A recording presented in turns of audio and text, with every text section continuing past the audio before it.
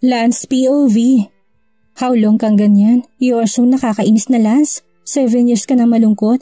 I thought kapag bumalik na si Ate Mika, you will be happy na pero hindi pa rin. What is your problem ba? I look at Helga as she paces back and forth in my office. Kung hindi ko lang talaga kapatid ito, malamang binatukan ko na. Ang labo niya kasing magsalita eh. You don't understand, Helga. I sighed after joining her in their photoshoot. Naging mas malamig na pakikitungo ni Micaela sa akin. Hindi na niya sinasagot ang mga tawag ko and text. Hindi ko na nga rin siya nakikita. Enlighten me then, Lance. Or should I talk to Ate Mika na lang to know everything? Gosh, I miss her. She giggled. Agad siyang tumalon-talon sa harap ko't nagsisigaw. Helga loves Micaela so much. Close talaga silang dalawa bago pa man kami ikasal. Hoy, ikaw na bata ka. Bakit si Mika ang tinatawag mong ate? Pero si Lance hindi mo man lang matawag na kuya. Sinama ng tingin ni Dad si Helga. Inikot niya lang ang mata niya kay Dad at tumingin ulit sa akin. Seryoso, Dad? Seriously, Dad? You're making me tanong why I don't call Lance kuya?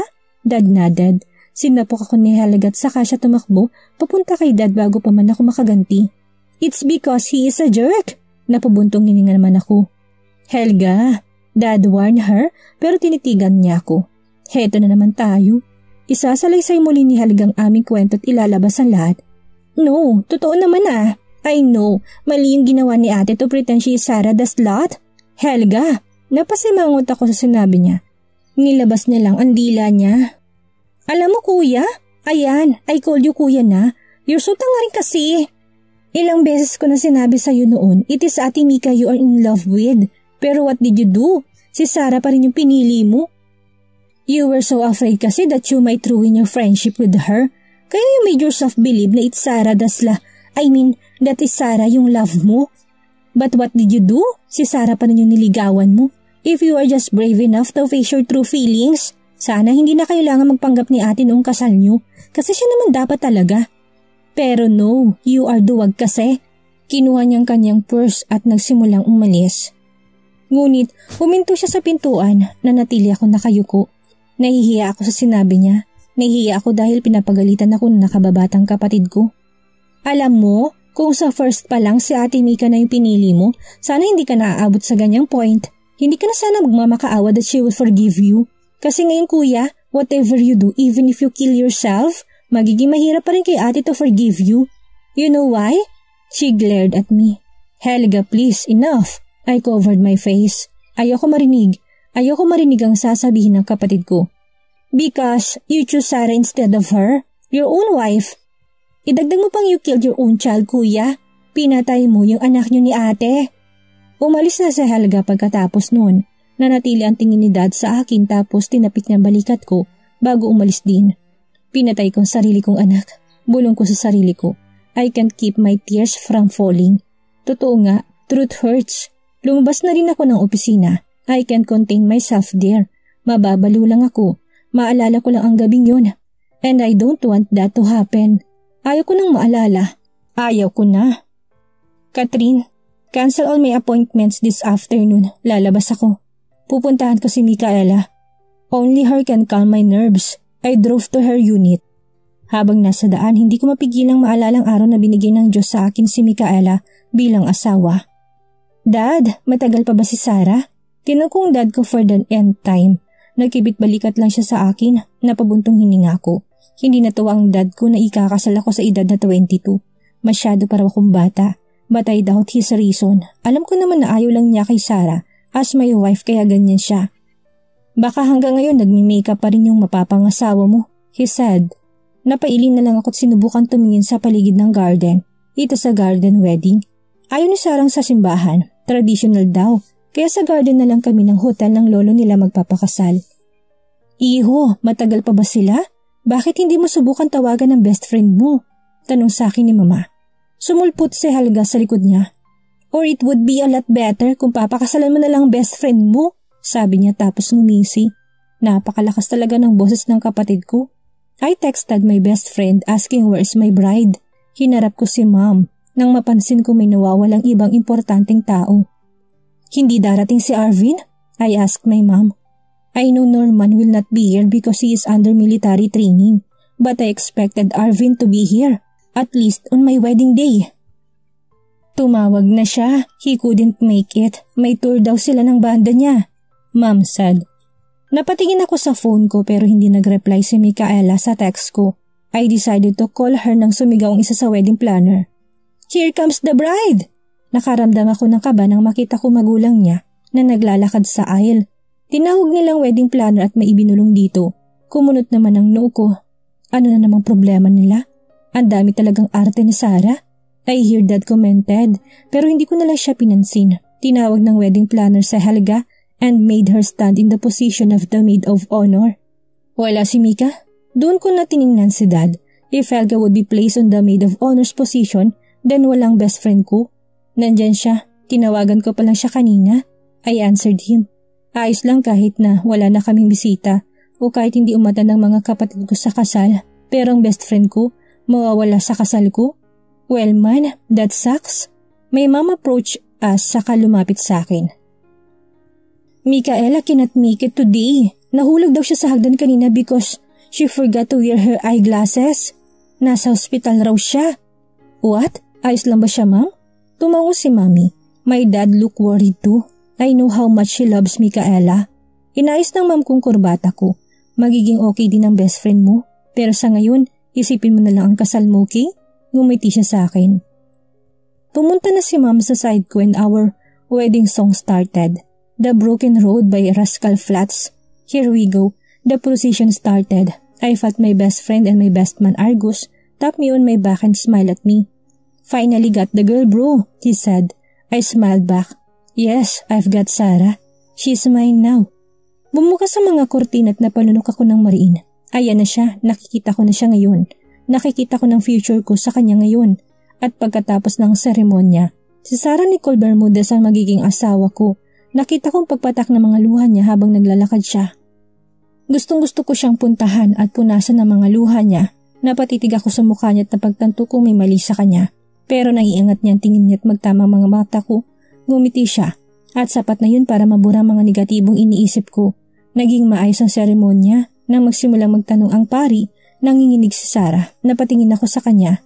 Ayos ka lang ba? Tumango lang siya. The priest continued. Do you, Lance Bentacourt, take her, Sarah Nicole Bermudez, to be your lawfully wedded wife, for the richer and for poorer, in sickness and in health, till death do you part? I swallowed and answered my heart out. I do.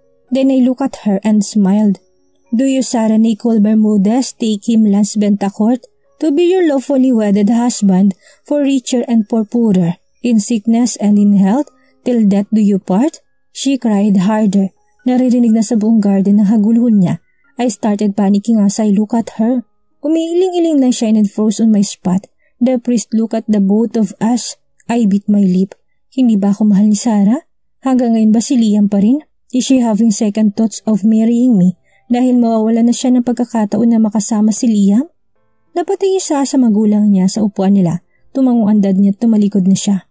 I do. Yes, I do, she said. Para ako nabunutan ng tinik sa sagot niya, hinawakan kong kami niya tinalikan ng likod nito. Ngumiti lang siya sa akin. With the power vested on me, I now pronounce you husband and wife. You may now kiss the bride. Lumapit ako sa kanya, tinasang belo niya. Tumingin sa akin at basang-basang mukha niya sa luha. Hinalikan ko mga luha niya bago ang noo niya. You don't know how much I love you, right? I asked her. Tinitigan niya lang ako. Yumuko ako, tinalikan siya. Hindi ko na mabilang kung ilang beses ko na siyang hinalikan. Pero sa pagkakataong ito'y parang unang beses ko lang siyang hinalikan. Parang ibang taong hinahalikan ko. And God, it felt magical. May kung anong kumirot sa loob ko dahil sa pagdaman ng labi niya sa labi ko.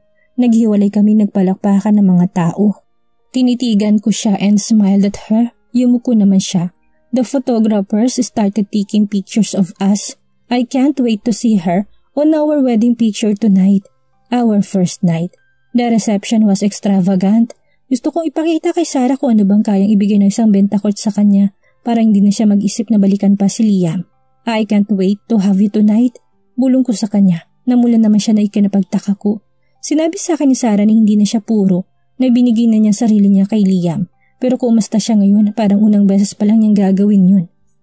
Lance, her dad called us. Lumapit naman kaming dalawa sa kanya. Hinawakan kong kamay niya at naramdaman kong lamig ng yelo. Hey Sarah, okay ka lang ba? Tumango lang siya. Daddy led us into a private room. Naroon rin ang mga magulang ko. Marahan kong sinarang pinto and face everybody. Iho, Mom said. Namumutla siya, talam ko may mali. I look at Dad and he was looking so happy. Lance? Sarah talked beside me. Tinitigan ko siya. Tumingala siya na so that she was crying again. Nilalamukos niya ang laylayan ng dress na suot-suot niya. Lance, we would like to apologize. Her dad spoke. Kumulit naman ang no ko. Apologize for what? I felt Sarah's hand on my shoulder. Lance, ako to. Best, ako to, she said. Pakiramdam ko, gumuho ang mundo ko nang marinig ko siya. No! I shouted. Saka pinaalis ang kamay niya sa braso ko. You're Sarah! I married Sarah! I shouted. Dad stood and made me look at the marriage certificate. Hindi pangalan ni Sarah nakarehistro. Micaela Bermudez Bentacourt. Best, sorry. Tumakas si Sarah. Shut up! Sigaw ko. Tinitigan ko si Sarah. No, she is Micaela. I drag her out at pinagtulakan sa kotse. Why? Bakit niya ako iniwan? Bakit iniwan ako ni Sarah? At bakit sa lahat ng tao, ang best friend ko pa? Bakit si Micaela pang manluloko sa akin ng ganito? Kasalukuyan. I arrive at our condo unit. Papunta na ako sa elevator nang makita ko isang maliit na batang babae na tumatakbo upang maabutan ang isang batang lalaki na malapit na tumawid sa kalsada. Tiningnan ko ang daan, walang street lights. Masyadong delikado para sa bata kung tatawid siya. Agad akong tumakbo't pinuntahan ng bata. Hinila ko na siya bago pa man siya makatawid. Agad lumapit ang kapatid niya sa akin sa kabinatukan ng batang lalaki. Carlo naman ang bad mo! The little girl shouted. Napangiti ako sa kanya habang tinititigan ko siyang naghihimutok. Sorry, Amela, the little boy said. Kinuha nitong kamay ng batang babae. Tumayo na ako, doon lang ako napansin ng batang babae. Hi, I said. Ngumiti lang siya sa akin. Hello po, what is your pangalan po? She asked me. Yumuko at pinantayan siya. Lance, you? I asked her. Ginulo kong buhok niyan, she giggled. I am Amela, he is Carlo. Carlo, say hi, she squealed, showing me her broken teeth. The little boy waved his hand at me. Ngumiti na lang ako. The girl Amela fixed Carlo's sunglasses. Ilang taon na kayo? I feel like talking to them. Although si Amela lang ang nagsasalita, Carlo pulled Amela's pigtails and that earned him a glare.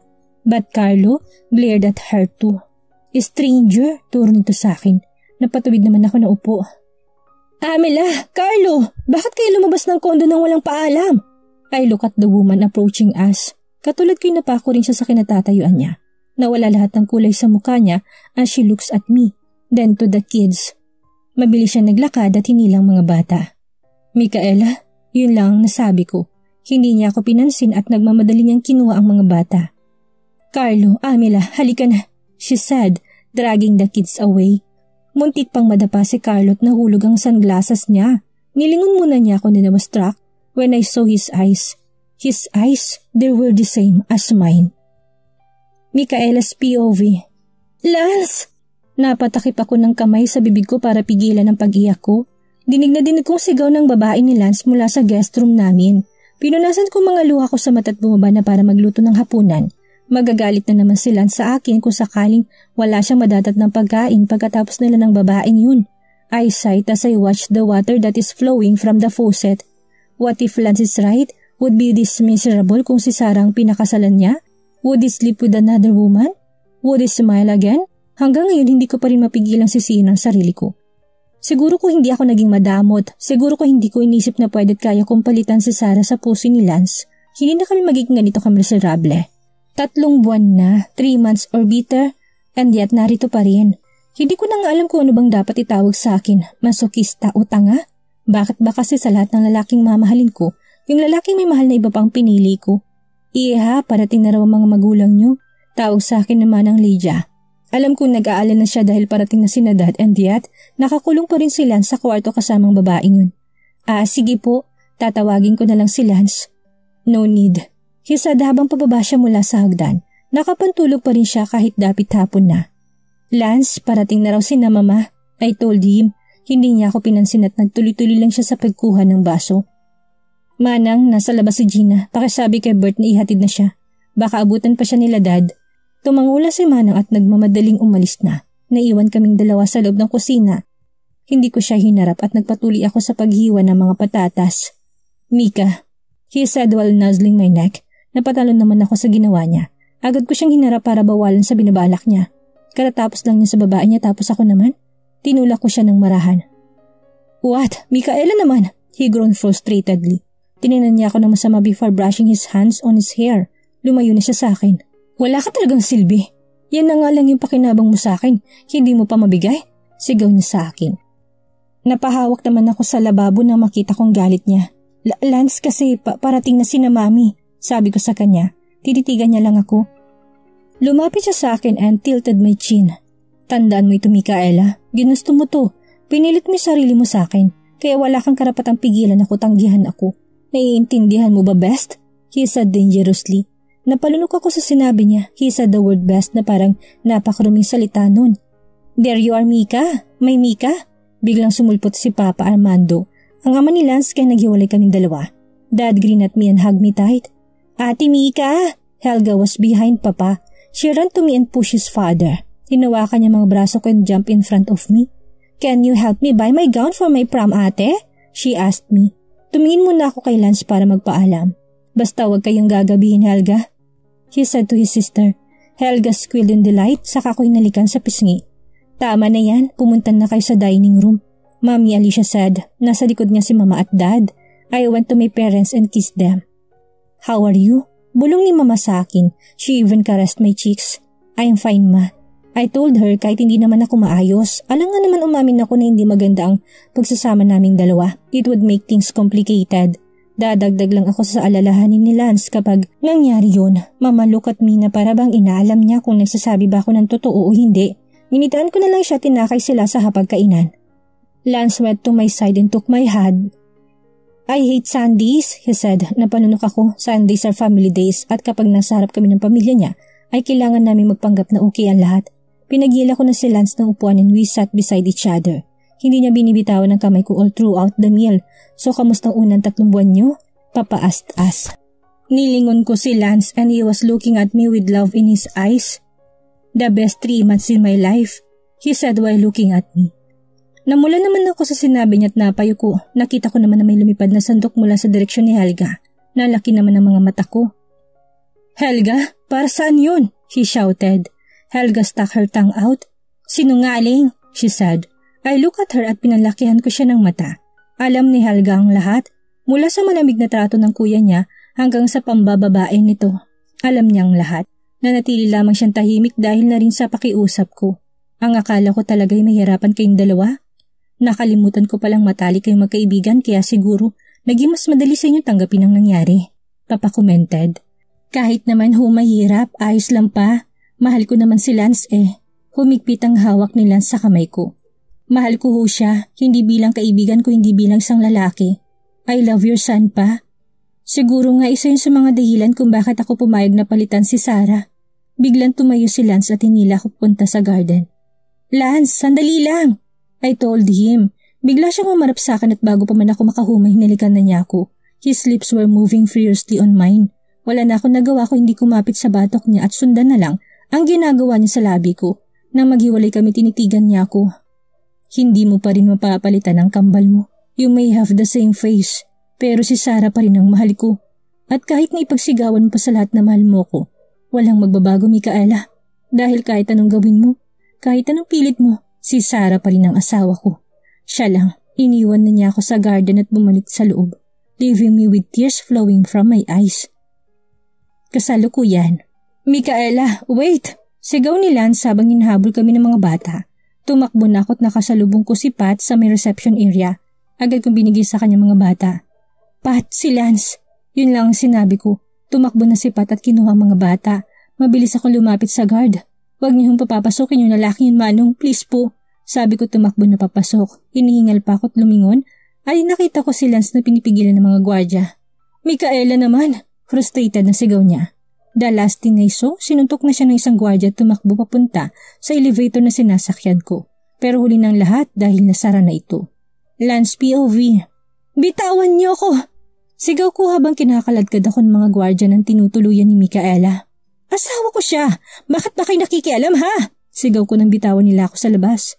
Inayos ko ang shirt ko tinitigan ng building. Nasa loob niyan si Micaela at ang mga anak ko. Sigurado ako, anak ko sila. Hindi sila namatay. Hindi ko sila napatay. May anak kami ni Micaela. May anak ako sa kanya. Bumalik ulit ako sa loob pero hinarangan na naman ako ng mga gwardya. Gusto niyo bang mawala ng trabaho? Banta ako sa kanila. Nginisahan naman ako ng isa sa kanila. Sir, ayaw nga ho kayo makausap ni ma'am eh. Sabi pa nung isa. I gritted my teeth and took my phone. Catherine? Sir? Sagot ng sekretarya ko. May stocks tayo sa Brown Hill condo, hindi ba? Yes sir. Withdraw it all. Sabi mo na pababagsakin kong condo nila hanggat di nila nilalabas si Micaela. Yes sir. Yun lang and I ended the call. Do I really have to go through this, Micaela? Ito ba talagang gusto mo? I walk back and forth sa tapat ng building na yon. Tumigil lang ako when my phone beep again. Sir, papunta na po ang GM nila dyan para makausap kayo. He will assist you to Miss Micaela's unit. Nakakita ko ng isang binata palabas mula sa building. Pinagbuksan siya ng mga gwardya tagad niya akong hinanap. Hoy! I shouted. Nakuha ko naman ang atensyon niya. Sir, I'm sorry but Miss Bermudez. Shut up and just take me to my wife. I hissed. Naglakad na ako papasok pero hinarangan niya ako. Tinas niya ang dalawa niyang kamay na para bang pinipigilan niya ako. Sir, ayaw ko kayo makita ni. Papapasukin mo ko o hindi? I calmly said. Tumaas ang sulok ng labi ko na makita kong pumutla siya. Pero sir, kinuha ko ang phone ko and dialed Catherine's number. Sir, she answered, withdraw the stocks in 2 minutes. I told her. Tinitigan ko yung general manager nila na hindi na malaman ang gagawin. You have 2 minutes, Mr. Manager. Dadali mo ba ako sa asawa ko o hindi? Tinitigan niya ako bago binabang mga kamay niya. This way, sir. He surrendered. Pinahirapan mo pa yung sarili mo, papayag ka rin naman pala. I told him bago pumunta sa elevator. Pero sir, ayaw ko talaga kayo makita ni Miss Bermudez. Sabi niya. Gumisi ako. I am a Bentacourt.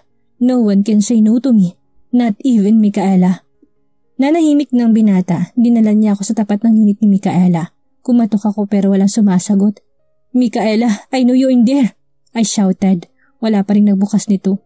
Bibilang ako na 3, Micaela. Kapag hindi mo ito binuksan, sisirain kong pinto. You know I can do that, honey. I said. Go away! I heard her shout from inside. Napangiti naman ako. 3. I started stepping backwards. Umalis ka na, Lance! 2. Hindi pa rin niya binubuksan ang pinto. Ang tigas talaga ng ulo. 1. I shouted. Tumakbo na ako sa isang bangga ko lang hiniwasak ng pinto. I faced the general manager whose face is ashen. Babayaran ko, don't worry. Ang pangit ng quality ng pinto nyo. I added. Hinarap ko na si Micaela. Nagulat sa biglang pagkasira ng pintuan nila. Pat and Eliza was also gaping at me in shock. Hello po! My little girl showed me her beautiful smile. Lalapit sana siya sa akin when Pat took her at ipinasok sila ni Carlo sa loob ng kwarto. Hi baby, I told Micaela. Galit na galit naman niya akong tinitingnan. You're an asshole, she said, gritting her teeth. Tumawa naman ako ng malakas. No baby, I am a Bentacourt. Bumukang bibig niya at magsasalita na sana pero pinuntahan ko siya at pinatahimik siya. Pinatahimik ko siya ng halik syempre. Ano kaya mangyayari ngayon nakita ni Lance ang kambal? Aminin kaya ni Micaela? Ano ang gagawin ni Lance kapag nakumpirma niyang anak nila ni Mika ang kambal? Yan ang ating aalamin sa susunod nating kabanata.